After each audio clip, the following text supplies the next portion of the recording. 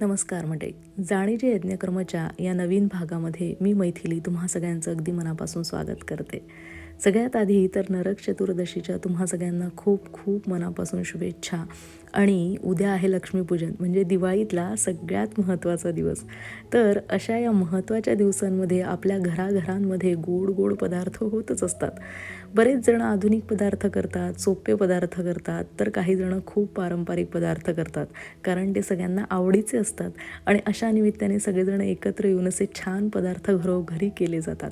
तर आज आपण तसाच एक पदार्थ बघतो आहे जो पारंपरिक आहे, पण त्याच्यासाठी करताना मी खास टिप दिलेले आहे. अगदी 2 वेगळ्या खास टिप्ससह आपण आज तो बघणार आहोत. कारण आई आजी सगळेजण करतच असतात, पण प्रत्येकाची करण्याची एक पद्धत वेगळी असते आणि नवीन नवीन आपण शिकत असताना आणखी काहीतरी वेगळं नक्कीच सापडून जातं.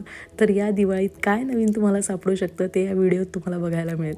तर आज आपण करतोय हे पाकातलेच खुसखुशीत आणि तरीही रसरशीत असे मस्त असे चिरोटे, जो पारंपरिक पदार्थ आहे आणि बऱ्याच जणांना तो आवडतो आणि महाराष्ट्रात तर तो खूप आवडीचा पदार्थ आहे, जो दिवाळीत हमखास घरोघरी केला जातो. तर हे असे सुंदर खाजा पण म्हणतात त्याला बऱ्याच ठिकाणी. तर असे हे चिरोटे आज आपण बघणार आहोत. तर याच्यासाठी काय साहित्य प्रमाण बघायचं आहे ते बघूया. तर हे घेतलं आहे मी 1 कप मैदा, जो मी चाळून घेतलेला आहे. चाळून घेणं खूप महत्त्वाचं आहे. 1 कप मैदा म्हणजे साधारण 2 ते 2.25 वाट्या इतकं होऊ शकतं. प्रमाण थोडे इकडे तिकडे होऊ शकतं, तुमच्याकडे कपाचं प्रमाण कसं आहे त्याप्रमाणे. तर तुम्ही वाटीने मोजून घेतलं तरीही चालणार आहे. तर आता याच्यामध्ये मी अगदी चिमूटभर मीठ टाकले. चिमूटभर म्हणजे अगदी चिमूटभर, कारण गोड पदार्थांमध्ये मला मीठ टाकायला आवडत नाही आणि ज्याच्यात दूध असतं त्याच्यात तर अजिबात नाही. तर याच्यात दूध नाही आहे म्हणून मी चिमूटभर टाकलेलं आहे. आणि 2 चमचे तूप कढल्यात गरम करून घेतलेलं आहे आणि हे मोहन आपण याच्यामध्ये घालणार आहोत. हे मोहन याच्यामध्ये घालून घेतल्यानंतर आपण ते सगळ्या पिठाला व्यवस्थित कसं लागेल हे बघायचं आहे आणि छान चोळून घ्यायचं आहे व्यवस्थित. आणि हे असं एकत्र करून घ्यायचं आहे. हे एकत्र करून झालं की मग आता आपण याला पाणी घालून छान भिजवून घ्यायचं आहे. हे पीठ घट्ट मळणं खूप महत्त्वाचं आहे. त्याच्यामुळे या 2 वाटी पिठाला मी साधारण 1च वाटी घेतलेलं होतं पाणी आधी आणि खूप घट्ट वाटल्यामुळे वरतून फक्त अजून 3 चमचे साधारण मला लागलं असेल. तर 1 वाटीच्या वर थोडंसं पाणी मला लागलेलं आहे आणि असं घट्ट कन्सिस्टन्सीनी आपण याला छानपैकी घट्ट पीठ मळून घ्यायचं आहे. खूप पाणी घालायचं नाही, नाहीतर ते खूप सैल झालं तर आपल्याला लाटता येणार नाही याचे चिरोटे. आणि याच्यात तुम्हाला वाटलं तर तुम्ही रवा वगैरे पण घालू शकता 2 टेबलस्पून, पण मी नाही घातलेला आहे. तर या पद्धतीने आपण हे पीठ छान मळून घ्यायचं. थोडासा वरतून किंचित तुपाचा हात लावायचा, अगदीच हलकासा, आणि हे पीठ आता आपण झाकून ठेवायचं. साधारण याला मुरण्यासाठी 20 मिनटं तरी द्यायचे किंवा 30 मिनटं जास्तीत जास्त. खूप वेळ मळून ठेवायचं नाही, नाही तर ते आणखी सैल होऊ शकतं. आता हे पीठ सेपर्यंत मुरतं आहे तोपर्यंत आपण पाक करायला घेऊ. तर पाक करणं पण काही खूप कठीण नाही आहे, सोपं आहे. बघूया आपण कसं करायचं आहे. तर एवढ्या प्रमाणासाठी साधारण मी 1 ते 1.25 वाटी साखर घेतलेली आहे. तुमच्या गोडीप्रमाणे साखर तुम्ही कमी जास्त करू शकता. आणि त्याच्यानंतर तेवढंच साखरे इतकंच पाणी घ्यायचं आहे. तुम्ही प्रमाण कमी जास्त केलं तरी साखरे इतकं पाणी घ्यायचं आहे. त्याच्यानंतर त्याच्यामध्ये कुटून घातलेली वेलची घातली हिरवी, ती ताजीच घाला, मस्त स्वाद येतो आणखी. आणि थोडंसं केशर, ज्याने स्वादही खुलेल आणि रंगही. आणि हे छान उकळू द्यायचं आहे. पाक तयार व्हायला खूप वेळ लागणार नाही, कारण आपल्याला साधारण 1 तारीच पाक करायचा आहे. तो कसा चेक करायचा हे मी दाखवतेच. आणि आणखी एक खूण आहे त्याची, की हे उकळत आलं आणि साईडला बघा तुम्हाला थोडीशी साखर अशी कडक झाल्यासारखी दिसते आहे, म्हणजे आपला पाक होत आलेला आहे. आणि हे बघा असं साधारण 1 तार होत आलेला आहे. याच्यावरती जास्त वेळ ठेवू नका, नाही तर ते आणखी घट्ट होईल आणि घट्ट झालं की तुम्हाला खूप प्रश्न पडतील की आता काय करायचं. याच्यामध्ये थोडंसं वाटत असेल तुम्हाला की आत्ताच घट्ट वाटतंय तर लिंबाचा रस प्या, थोडीशी चतकोर फोड आणि ते बाजूला ठेवून द्या, गॅसवरही ठेवू नका. त्याच्यानंतर आपण याच्यासाठी साटा करायला घेऊया चिरोट्यामध्ये जो लावतात तो पोळ्यांना. तर त्याच्यासाठी मी 3 चमचे तूप घेतलेलं आहे. 3 चमचे आणि 2 टेबलस्पून इतकं कस्टर्ड पावडर घेतले. हो, कस्टर्ड पावडर. याच्यासाठी ना मी मैदा वापरणार आहे, न मी कॉर्नफ्लोअर वापरणार आहे. कस्टर्ड पावडरने याला वेगळा फ्लेवर मिळतो, कारण हे व्हॅनिलाचं आहे, व्हॅनिला स्वादाचं आहे. तुम्ही जर पायनॅपल घेतलं किंवा आणखी कुठल्या स्वादाचं घेतलं तर त्यांनी आणखी याचा फ्लेवर, ज्याचा जो स्वाद आहे चिरोट्याचा, तो आणखी मस्त वाढणार आहे. खूप खुसखुशीत होण्यासाठी या कस्टर्ड पावडरने पण आणखी मदत होते. त्यामुळे या वेळेला या खास टिपसह म्हणजे कस्टर्ड पावडरसह तुम्ही नक्की हे चिरोटे करून बघा. तुम्हाला नक्की फरक याच्यामध्ये जाणवेल. तर हे कस्टर्ड पावडर आपण किती घेतलं आहे, 2 टेबलस्पून आणि 3 चमचे तूप. ते छान फेटून मात्र घ्यायचं, एवढं लक्षात ठेवा. ते फेटून झालं की त्याला बाजूला ठेवून आपण आपला जो गुळ आहे तो बघायचा आहे. त्याला थोडं परत मळून घ्यायचं आहे, छानपैकी मळणं महत्त्वाचं आहे. जितकं जास्त तुम्ही छान मळून घ्याल तितके चिरोटे आणखी जास्त छान होतील. मग याच्या पोळ्या छान लाटून घ्यायच्या आहे, पातळ लाटा शक्यतो आणि मोठ्या लाटा.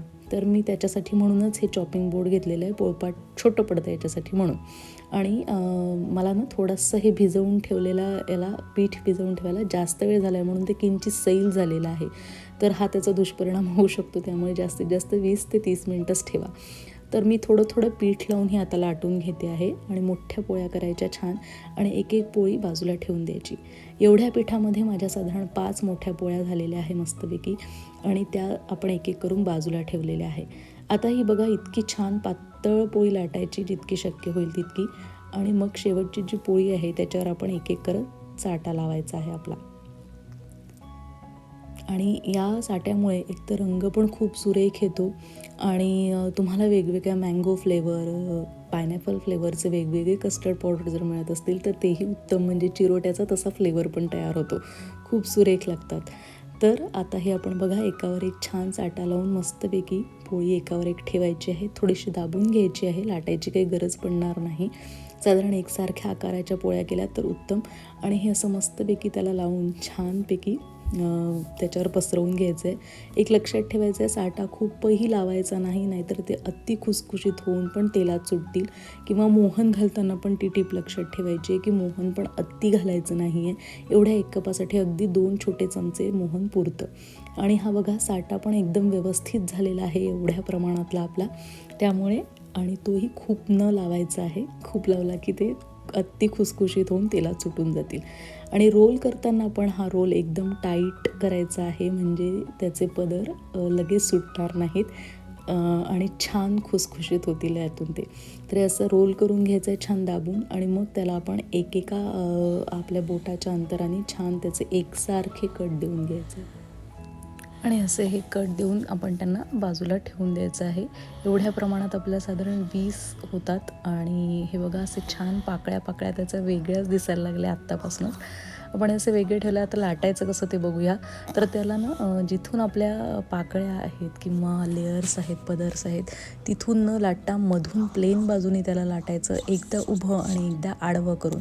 त्या लेयर्सवर आपण त्याला लाटायचं नाही आहे आणि अशा प्रकारे त्याला करून घ्यायचं आहे. आणि खूप अलगद हाताने करायचं आहे, लाटणं जास्त जोर देऊन करायचं नाही, नाहीतर ते एकदम चपटे होऊन जातील आणि आपले जे पदर सुटणार आहेत चिरोट्याचे ते होणार नाही. हे बघा असे सगळे एक करून घ्यायचे आधी.